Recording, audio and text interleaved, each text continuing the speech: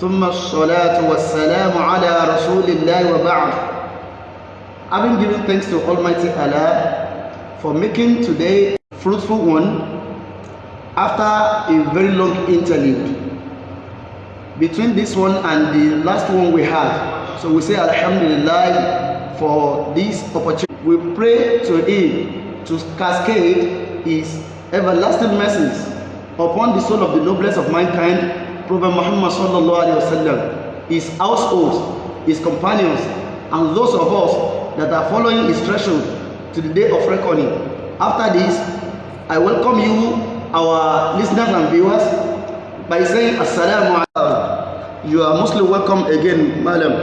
Thank you very much. So, it's my pleasure. Yes, sir. So the new edition is going to center on Islam and civilization. Ustadh, please, what can you say about civilization, Islam and civilization? Do these two, do they corroborate? Can we create any synergy? Bismillah ar-Rahman ar-Rahim. Wassalatu wassalamu ala Rasulillahi. I will thank Allah for having made today possible, like you've rightly pointed to. We met him for the second I would say episode. Second episode, meaning that we are having separate topics. Okay, and today's episode is all about breaking down rather the mystery that some people do create around the concept of a civilization. And like you've rightly questioned me, like you've put the question to me, does Islam stand very close to the word civilization? I would say yes.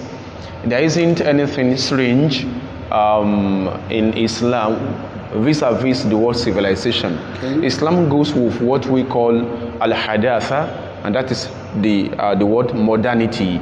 Anywhere you find modernity, you shall find a civilization. Anywhere you find civilization, you shall find a space for digging deeper into the very basics that define a people, that define what they do. And if going by what defines a people is what we are going to look for, you find Islam at the threshold of getting people defined. And when people are defined, you define them in relation to what their culture is, what their experiences are, and with the culture and experiences, people have their civilization. So in that regard, we say Islam sees civilization rather as a process of advancing knowledge, okay, a process of giving knowledge the frontiers it deserves, the frontiers it requires. And that shows that the fact that you are a Muslim does not predispose you to being, a local person. We see a Muslim as somebody who is civilized, because once you are a Muslim, you are going to be courteous. One, you are going to be well behaved, you are going to be cultured, you are going to be polite, and you are going to be obeying. So all these elements define what Islam categorizes to be what civilization. So there isn't anything that runs at a contradistinction in the dictionary of Islam in regard to the word civilization. It is a welcome development in Islam. Thank you very much, Ustadh. That's a wonderful introduction. You're welcome. Now, according to Western sociologists, they tend to center civilization on two important elements. Number one is culture, and number two is technological discovery. Okay. By going by these two, can you tell us what Islam, or the Muslims, let me put it that way, because Islam is quite abstract. Okay. So the Muslims, what have they contributed to technological discovery or the modernity, like you've rightly employed at the time? You see, this issue of wanting to discuss the space or the place of civilization in the whole concept of what people call, or what you and I call Islam, is something that is welcome, especially at this trying periods that you and I go through. The fact remains that the religion of Islam is a religion that gives a wider room for people to thrive over what they consider cultural, what they consider their background, what they consider hereditary to them. And in that sense, we are going to allow people who are non-Muslims to tell us the position of civilization in Islam and the contributions of a number of Islamic scholars to the whole plethora of civilized ideas. I have very close to what I can plow back the statement of René Sedelot. He was one time a French writer and a journalist. He gives us a summary of what the contributions of the Islamic scholars have been, especially in the area of locating the concept of civilization within Islam. Can you come again with the name of this? René Sedelot. René Sedelot. And he says in a summary, he says that I'm very sorry for wanting to. I found the statement in an Arabic source, and I will quote the statement as it is, and later do a little bit of a translation. It's actually the language of Islam. So some people feel jittery anytime an Arabic statement is made or constructed. That's the topic for another day. Anyway, so René Sedelot identifies the fact that there have been a number of Islamic scholars who are great in their time, and who are continually regarded as being great. He says one thing that even exposes the rudiments, the elements of what people consider today as Western civilization. He says that كان المسلمون في القرون الوسطى كان المسلمون في القرون الوسطى متفردين في العلم والفلسفة والفنون وقد نشروها حيث حلت أقدامهم وتسربت إلى أوروبا من مجهوداتهم. Let me quickly do the translation. He says the Muslims within the medieval period, and the medieval period is a historical period that is commonly ascribed onto the European scholars. So to say it depicted a period during which several Europeans were known to be ignorant. It's the apology for employing such a statement. That is what we find in historical books. So he says, Al-Muslimun, the Muslims,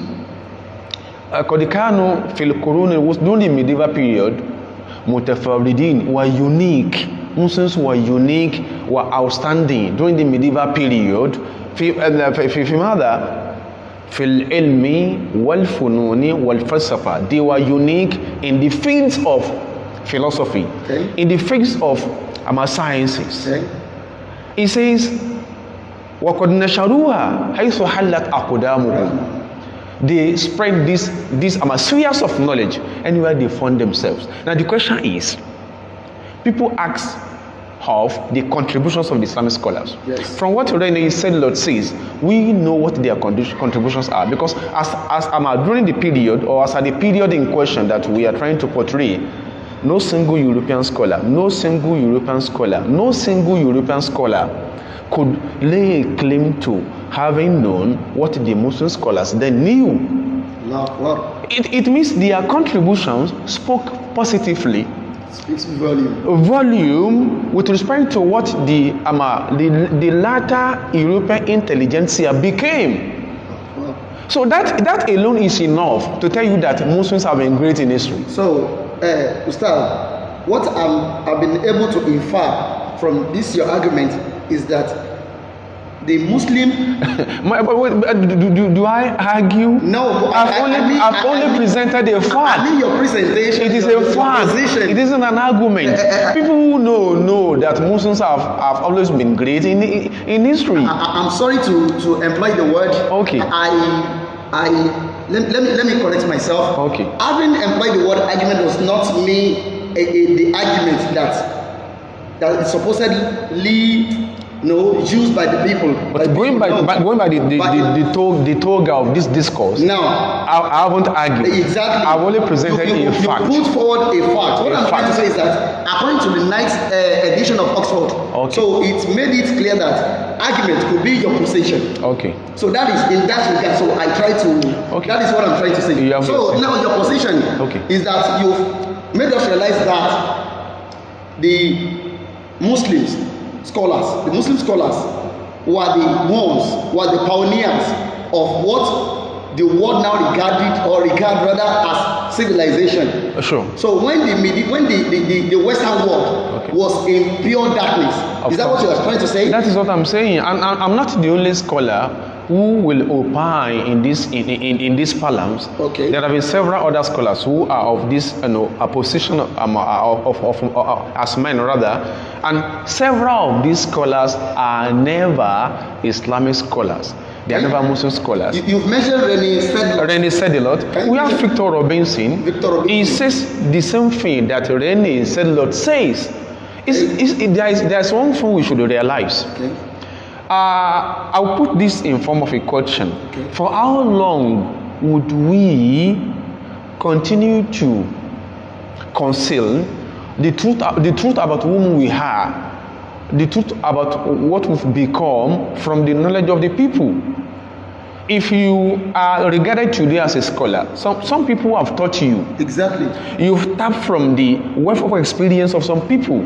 You've made the expertise of some people as the ladder that you climb to stardom. Okay. So you shouldn't hesitate to tell the whole world whom those people are. Okay. Now, Muslim scholars taught the European intelligentsia what they celebrate today. Okay, now. Thank you. I like that very short submission. Now, Ustadh, we were meant to believe that the civilization, as regards philosophy and what have you, started in Greece. So we have the likes of Plato, Socrates, and others. What you are trying to tell us now isn't in contradiction with what I've just said.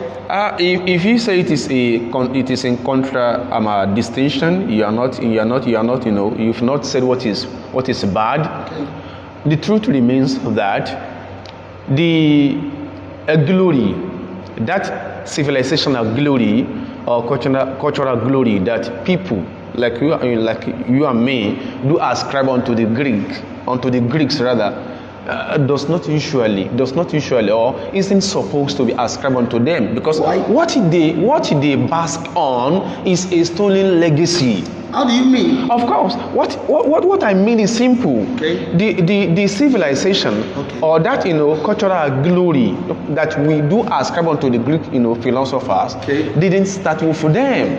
They tap it somewhere. Okay. You will agree with me that before the Greek philosophers you've mentioned, Socrates, Plato, and Aristotle, there had been several other philosophers before them. We call them the sophists. The sophists. We call them the sophists. Okay? Who taught the sophists? Because it was the influence, or should I say the influences of the sophists that spurred people like Socrates, Thrasymachus into action. But the question is, who taught the sophists? Okay. If the sophists were never Greeks, where did they come from? Okay. Do people care to know this? Now we would like you to shed. Thank you very much. If we are prepared to know what to unlearn ourselves and how to know the more, I will say that several scholars have repositioned the idea of where the Greek philosophy itself had emerged properly in proper perspectives. We have our George. I would say George. Let me mention his book. Okay. He wrote a book, Stolen Legacy. Stolen Legacy. In that stolen legacy, and it is very persistent, consistent with what we've already read. From other sources other than the English sources. Especially Aristotle celebrated later in his life was a stolen part of the Egyptian legacy.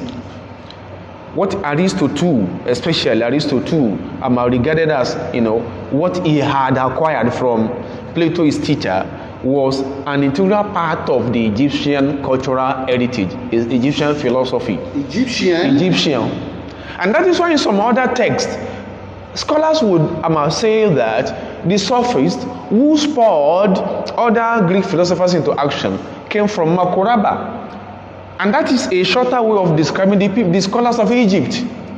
Wow. They say Makuraba, don't forget, before the invasion of the Persians, okay, and later by the Greeks, okay, of Egypt, both Damascus and Egypt were once, together. Wow. So anybody who came from Damascus or from Egypt will be regarded as what? A scholar from Makuraba. Wow. And in some other texts, scholars will say that the sophists were part of the roving scholars who taught several Greek philosophers. Okay. So the question is crystal clear, okay, and the answer is straightforward. Okay. So they were taught by some people, and those people who taught them were never Greeks. So that is my point. Okay, sir. So if your teacher isn't a Nigerian, are you following? Yes, sir. Your teacher isn't a Nigerian, and everything people believe came from that teacher. Are you following? Wouldn't you mention the background of that person who taught you? You should be able to do so if you are appreciative. Exactly. If you are not an ingrate. So some people taught them. Who are they? They came from Makuraba, and basically they were Egyptian scholars. Okay. There are several aspects of the Egyptian philosophy, Egyptian heritage, legacy that are now found deep rooted in what we call Greek philosophy. Okay. Thank you, Ustaz, for that submission. Welcome. Now, you made mention of a particular, I'll call it a phrase. He said, other sources of references aside from English sources. Okay. So you mean by that we Muslims and non-Muslims alike can also get information? No, many useful pieces of information from other sources other than the conventional one that we normally make use of. Of course, yes. Okay. Of course, yes. With what language were those books written? That is another area of challenge. Okay.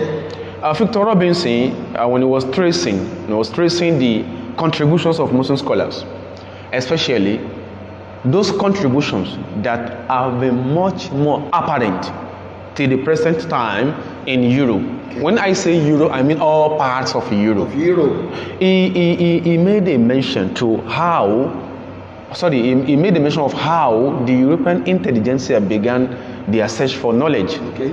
He says, when the seat of power, when the mantle of leadership fell on Al-Khalifatul Ma'mun, that was in 613 of the Islamic calendar. When you say 613, that should be equivalent to the 11th century. Okay. In the Gregorian calendar. He says, I'm trying to bring the phrase later to answer your question. He says, Victor Robinson, don't forget, he wasn't a Muslim scholar. Okay. He was a Christian scholar. Okay. Or should I say a European scholar? Okay. He says, وَكَانَتْ جَامِعَاتُ الْمُسْلِمِينَ مَفْتُوحَةً لِطَلَبَةِ الْأُرُوبِيِّينَ. In Baghdad, the university, not even a single university, the Muslim universities were thrown open to European scholars. لِطَلَبَةِ الْأُرُوبِيِّينَ. What were they doing in Baghdad? They came all the way from Asia Minor. And Asia Minor till the present time is a straightaway path to the heartland of Europe. Latin scholars first had a contact with the Islamic world through what? Through an exchange of cultural ideas. They came to learn, and that is what Robinson is tracing. He says the universities of the Muslim universities in Baghdad then, are you following? Yes, كانت مفتوحة لطلبة الأوروبيين were made open to European scholars. Okay. They came to have knowledge. Not even that. As at the period in question, وكان رؤساء أوروبا يأتون إلى بغداد ليعالجوا فيها.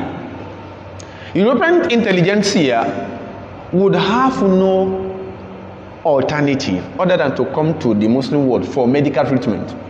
For medical treatment. Okay. During the period in question. Now, you are talking of about 11 between the 10th and the 11th century, and that was why what happened in history negatively, are you following? Yes. To us Muslims happened. Some people had to wage a war because they knew then that the glory that these Arab people, are you following? Yes, the influence they were exerting, it was unmatched. They had to wage a war. Now coming back to your question, when the European scholars from Asia Minor, Latin European scholars from Asia Minor, when they came to Baghdad, with what language were they taught? With what language were they taught? Arabic. So you can't rely all alone on a source of fact. You can't rely all alone on a source of fact. What we are the point we are hammering here is the fact that contemporary intellectualism, Maya, has been strongly built on multilingualism. Thank you. Whether you like it or not. Now let me pick it up from there, Ustadh. I wouldn't like to cut you short because I want people to enjoy you a little bit. Thank you. So now, if I understand you very well, and I believe our viewers also would like to do the same, you mean that with Arabic language, a lot of references have been written from where Muslims need to tap. Is that what you're trying to tell us? And no sincere scholar would controvert this. No sincere scholar would controvert this. And in fact, to bring the whole issue closer to our people's understanding, they should look for what Karen Armstrong wrote. Okay, that will. The battle for God, the history of fundamentalism, the facts that surround what we are discussing are there in the book. Karen Armstrong isn't a Muslim; she's still alive. She is a theologian, historian. What we are saying, actually, has already been copiously discussed by several other scholars who are never Muslims. Okay. It is a fact. Contemporary intellectualism has been strongly built on multilingualism. You may want to argue, and there is room for argument. Okay. Because we will tell you or will ask you, were you to conduct a participant observation or survey about, say, a French society, and you don't speak French, how would you go about that? Would you rely only on translated materials? Would you be looking for interpreters all around? And what gives you the certitude that those interpreters are going to be sincere? What will give you the certitude that they will be sincere with you? Why can't you go there yourself and bring out what you want without any intervention or interference from people? Okay. Therefore, my honorable Ustadh has given us another challenge.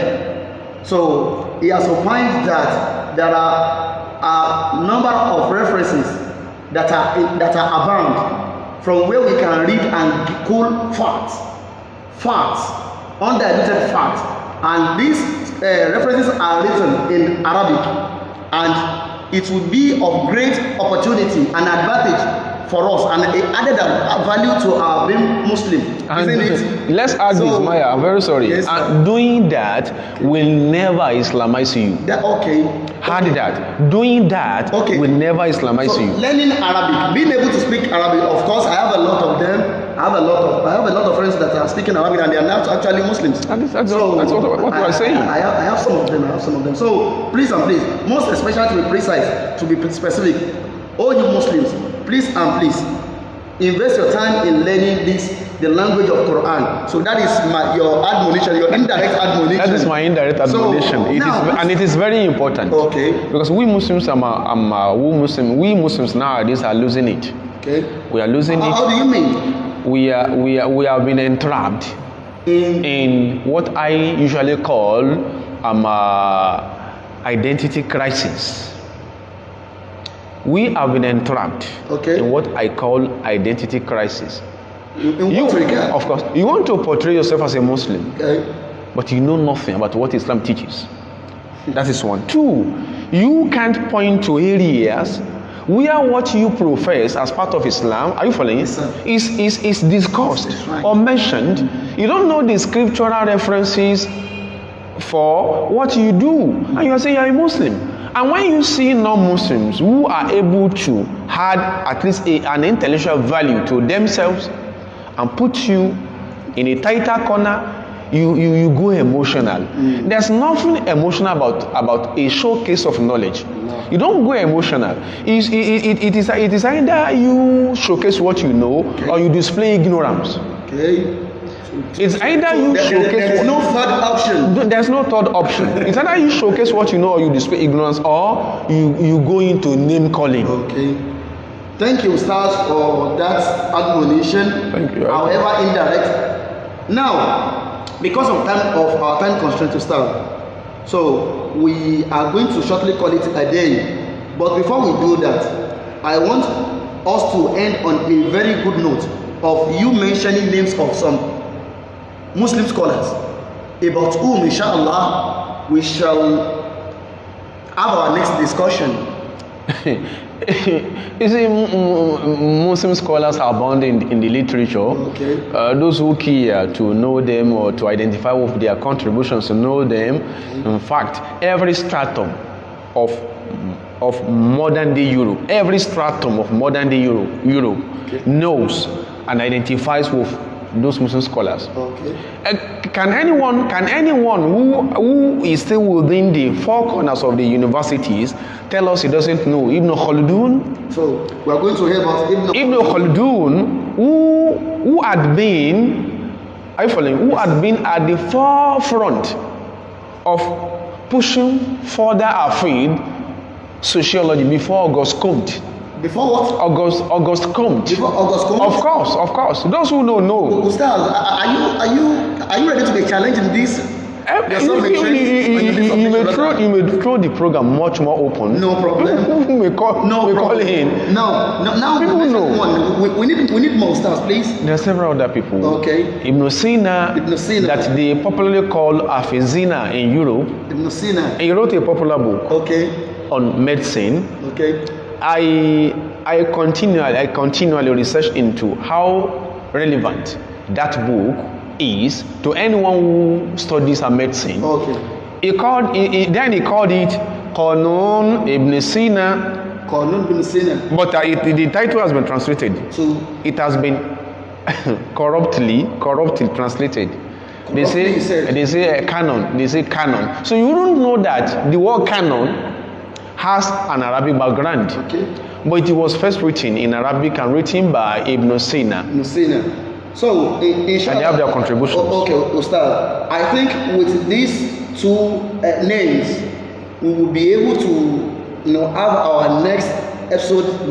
We can even pick it, up from there. From there, that's what I'm trying to say. There's several other things to say. Our viewers and listeners will be anxious to know more about these great scholars.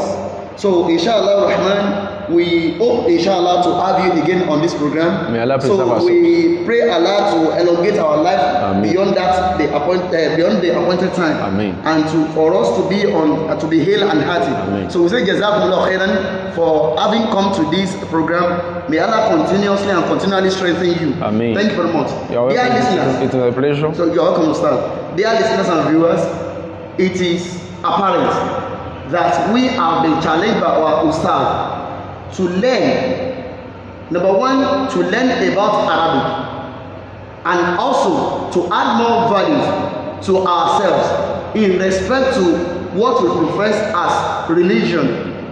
How would you feel if you are cornered by a non-Muslim who could have studied your religion and wants to distort the facts therein? And there are. So how would you feel? How would you come out of that trap? So it is pertinent, it is compulsory, as we've dedicated our hard-earned resources, whether time, life, to all sorts of things that are beneficial to us. So please we are encouraging ourselves to also do the same on our religion. We pray Allah to protect us, elongate our lives on goodness. Inshallah, to meet again. I remain humbly myself. Tawfiq Maya. Assalamu alaikum wa rahmatullahi wa barakatuh. Wa alaikum assalam wa rahmatullahi wa barakatuh.